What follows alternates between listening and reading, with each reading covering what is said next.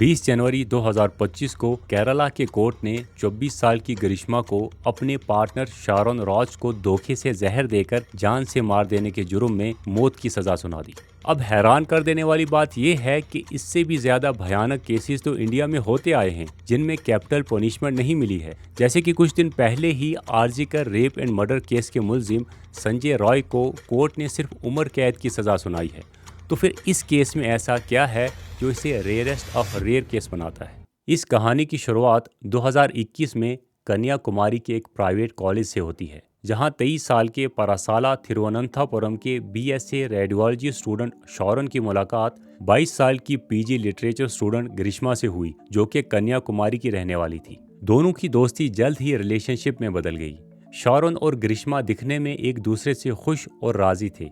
Sharon के दोस्तों के मुताबिक वो ग्रिश्मा को लेके काफ़ी सीरियस और लॉयल था, जो ग्रिश्मा से शादी कर दुल्हन बना के अपने घर ले जाना चाहता था। सब कुछ नॉर्मल चल रहा था कि एक साल बाद मार्च 2022 में इस कहानी का पहला मोड़ आता है। ग्रिश्मा की फैमिली उसका रिश्ता तमिलनाडु के एक मिलिट्री ऑफिसर से करने की बात करते हैं।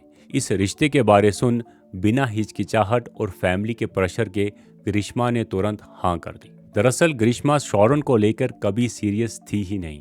वो सिर्फ उसके पैसे से उसके साथ टाइम पास कर रही थी। इसलिए जो ही उसे शारोन से ज्यादा अमीर और बड़े ओहदे वाले लड़के के साथ शादी का मौका मिला तो उसने एक बार भी शारोन के साथ किए कमिटमेंट्स और वादों का नहीं सोचा।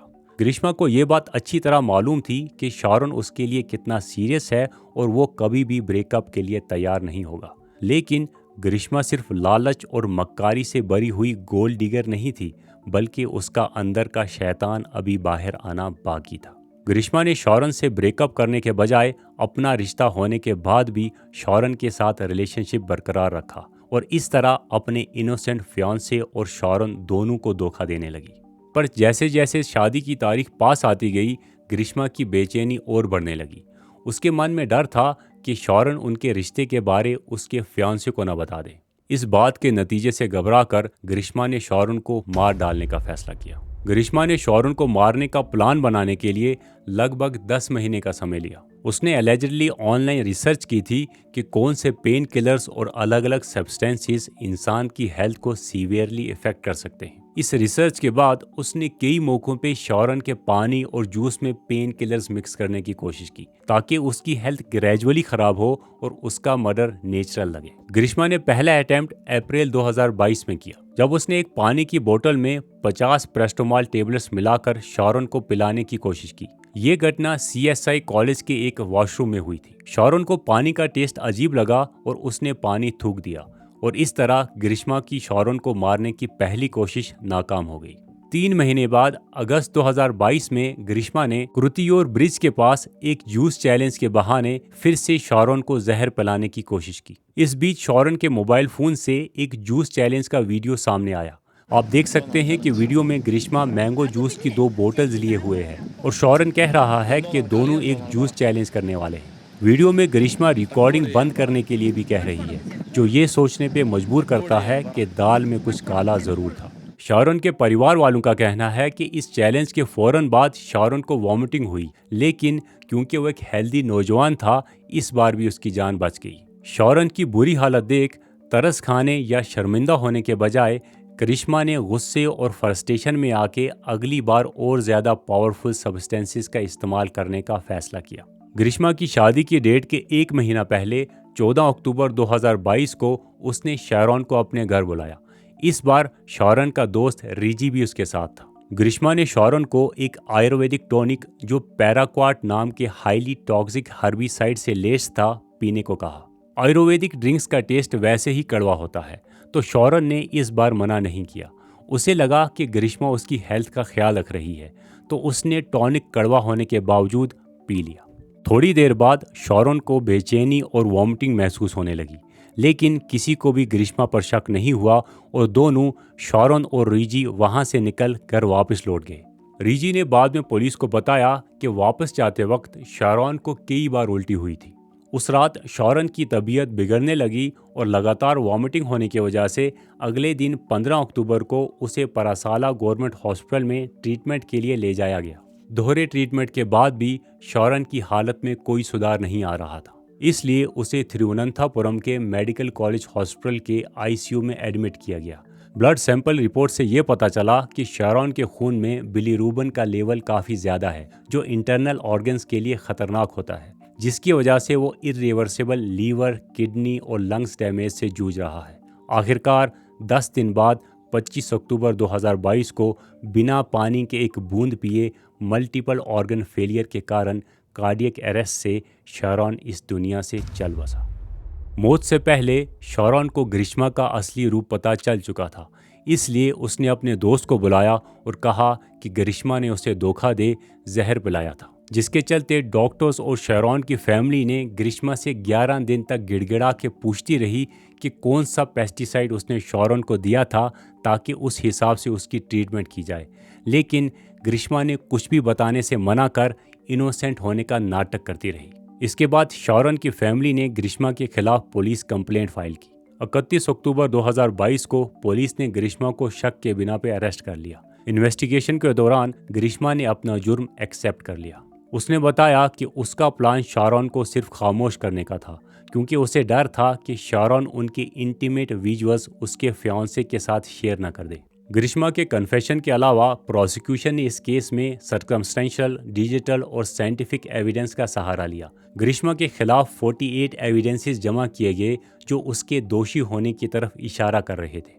ये सबूत एक चेन की तरह जुड़ते गए और सच्चाई को बयान करने में मददगार रहे। लगभग 1 साल जेल में बिताने के बाद सितंबर 2023 में कोर्ट ने ग्रीष्मा को उसकी यंग एज और रिफॉर्मेशन का चांस देते हुए बेल दे दी। लेकिन ट्रायल्स चलते रहे। ट्रायल के दौरान डिफेंस ने लीनियंसी की मांग की और दलील दी कि ग्रीष्मा एक जवान लड़की है जिसकी हिस्ट्री और एकेडमिक रिकॉर्ड काफ़ी अच्छा रहा है। उन्होंने कहा कि उसने अभी से ही बदलाव के साइंस दिखाने शुरू कर दिए हैं, इसलिए उसे अपनी ज़िंदगी फिर से बनाने और सुधारने का मौका दिया जाना चाहिए। लेकिन कोर्ट ने डिफेंस की सारी अपील्स रिजेक्ट कर 20 जनवरी 2025 को नियतिंकरा एडिशनल सेशंस कोर्ट के जज बशीर एएम ने इस केस को रेयरेस्ट ऑफ रेयर केस की कैटेगरी में डाल ग्रीष्मा को फांसी की सज़ा सुना दी। ग्रीष्मा के साथ इस केस में उसकी मां सिंधु और अंकल निर्मला कुमारन नायर भी अक्यूज थे। जज ने सबूत की कमी की वजह से सिंधु को रिहा कर दिया, पर ग्रीष्मा के अंकल को एविडेंस मिटाने के जुर्म में 3 साल की सख्त कैद की सज़ा सुनाई। अब सवाल ये पैदा होता है कि इस सिंपल मर्डर दिखने वाले केस में ऐसा क्या है जिसने सिर्फ 24 साल की ग्रीष्मा को कैपिटल पनिशमेंट का हकदार बना दिया, जबकि इससे भी भयानक दिखने वाले केसेस में मौत की सज़ा नहीं दी गई है। इसे समझने के लिए हमें कोर्ट के 586 पेज के वर्डिक्ट के उन की पॉइंट्स को समझना पड़ेगा जिनके बिना पे कोर्ट ने इसे रेयरेस्ट ऑफ रेयर केस का नाम दिया। जज बशीर एएम ने जजमेंट सुनाते वक्त कहा कि ग्रीष्मा ने शारोन को बिना किसी प्रोवोकेशन के इंच बाय इंच धीरे धीरे मारा है। शारोन उस जहर पीने के बाद 11 दिन तक सख्त दर्द में रहा। मेडिकल रिकॉर्ड के मुताबिक वो 11 दिन तक पानी की बूंद तक नहीं पी सका, क्योंकि उसके मुंह से लेकर लंग्स तक अल्सर से भरा हुआ था। लीवर बिल्कुल ख़त्म हो चुका था, सीवियर इंटरनल ब्लीडिंग और दोनों किडनीज फेल हो चुकी थी। डॉक्टर्स ने ग्रीष्मा से उस हर्बिसाइड का नाम रिवील करने के लिए कहा था ताकि शारोन की जान बचाई जा सके, लेकिन उसने कुछ नहीं बताया। कोर्ट ने कहा कि ये एक क्रूल माइंडसेट की एक एग्जाम्पल है। जज बशीर ने यह भी नोट किया कि शारोन को फिजिकल होने का बहाना देकर घर बुलाना, फिर धोखा देके उसकी जान लेना, इस बात को भी इग्नोर नहीं किया जा सकता। कोर्ट ने शारोन की ग्रीष्मा के लिए केयर और अनकंडीशनल लव को भी हाईलाइट किया कि चाहे वो अपने डेथ बेड पर था। ये बात ध्यान देने लायक है कि शारोन ने अपनी डाइंग डिक्लेरेशन में भी पुलिस के सामने ग्रीष्मा का नाम नहीं लिया। जज बशीर एएम ने ये बात भी नोट की कि ग्रीष्मा किसी और से एंगेज होने के बावजूद फिर भी शारोन के साथ रिलेशनशिप में थी। ये एक क्लियर बिट्रेयल ऑफ ट्रस्ट है जो कि सोसाइटी में एक हार्मफुल मैसेज दे रहा है। इसके अलावा ग्रीष्मा ने जो शारोन के ऊपर मेंटल प्रेशर और फिजिकल अब्यूज के आरोप लगाए थे, उन्हें सपोर्ट करने के लिए उसके पास कोई सबूत नहीं था। उल्टा शारोन ने कभी अपने मैसेज, वॉइस मेल्स या फ़ोन कॉल्स में ग्रीष्मा को हरास करने के साइन नहीं दिखाए। कोर्ट ने कहा कि जहां शारोन उसके साथ वफादार था, वहीं ग्रीष्मा ने शारोन का भरोसा तोड़कर उसका सेंटिमेंटल एक्सप्लॉयटेशन किया। जज बशीर ने कहा कि धोखेबाजी और चीटिंग के बाद जान लेने की कोशिश करना, फिर जान ले लेना, ये एक रेयरेस्ट ऑफ रेयर केस है। ग्रीष्मा के लिए सिर्फ फांसी का फैसला काफ़ी नहीं था। कोर्ट ने उसके जुर्म की गहराइयों को समझते हुए अलग अलग सेक्शंस के तहत अलग अलग सजाएं सुनाई। सेक्शन 364 के अंडर 10 साल की रिगरस इम्प्रिजनमेंट और 1 लाख का फाइन लगाया, जो कि किडनैपिंग या किडनैपिंग फॉर मर्डर पर लगता है। फिर सेक्शन 328 के चलते जहर का इस्तेमाल करके किसी को नुकसान पहुंचाने पर 5 साल की जेल और 50,000 जुर्माना। सेक्शन 203 के तहत गलत इंफॉर्मेशन देने पर 2 साल की सजा। यानी ग्रिश्मा का हर एक पाप एक अलग अलग सजा के साथ गिना गया है, जो आईपीसी के कानून के मुताबिक है। शॉरन के पेरेंट्स जया राज और प्रिया ने कोर्ट के फैसले पर अपनी राहत का इजहार किया। प्रिया ने कहा, मेरे बेटे को फाइनली इंसाफ मिल गया। ग्रिश्मा केरला की दूसरी और सबसे छोटी औरत है जिसे डेथ पेनल्टी मिली है। पहली महिला रफीका बीवी है जिसने गोल्ड की लालच में एक बुजुर्ग औरत का मर्डर किया था। शायद ये केस एक इशारा है कि जो औरतें अपने प्रोटेक्टिव लॉस का गलत इस्तेमाल कर रही हैं, उन्हें रोकने के लिए कोर्ट ने अब औरतों के खिलाफ भी सख्त फैसला देना शुरू कर दिया है। जैसे कि हाल ही में उत्तर प्रदेश में एक औरत को एक मर्द पे फेक रेप केस करने पर